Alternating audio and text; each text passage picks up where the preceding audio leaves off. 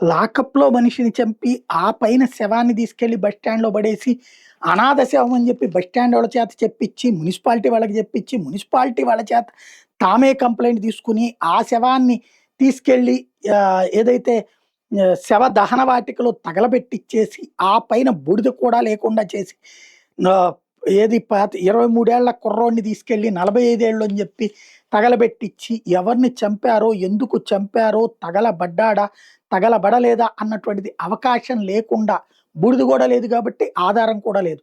ఇది కేసు. ఈ సాయి కృష్ణ కేసులో ధైర్యం పోలీసులకి అదే. ఇప్పుడు ఆ వ్యవహారంలో తాజాగా ఆహ్, మీరు కొట్టినట్టు, నేను తిట్టినట్టు అన్నటువంటి కాన్సెప్ట్. 8 రోజులు విచారణకి అడిగారు. మీరు ఇవ్వద్దు అని ఈయనన్నారు.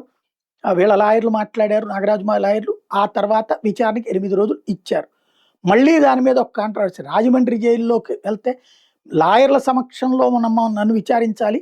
లాయర్ లేకుండా విచారిస్తే నన్ను బెదిరించేసేసి ఒప్పుకునేలా చేయించే కుట్రలు పన్నుతున్నారు. నేనెట్లయితే అవతలోళ్ళని కుట్రలు పన్ని ఒప్పించాలనుకున్నానో అట్ట నన్నే చేద్దాం అనుకుంటున్నారు ఈళ్ళన్నటువంటిది ఇప్పుడు నాగరాజు లేఖ రాయటం కోర్ట్‌కి. ఈలోపు నాగరాజు తరపు లాయర్లు, అటు ప్రభుత్వం తరపున లాయర్లు ఇద్దరు ఒకటే. బట్ ఇప్పుడు వేరు వేరుగా ఉన్నట్టుగా ఒక డ్రమటైజేషన్. ఫైనల్‌గా ఏంటయ్యంటే ఆహ్, వీళ్ళు అడిగినట్టు, ఆయన చెప్పినట్టు. అసలేది దర్యాప్తు చేయాలో అది చెయ్యనట్టు. ఒక స్ట్రాటజిక్ కథ నడుస్తోంది.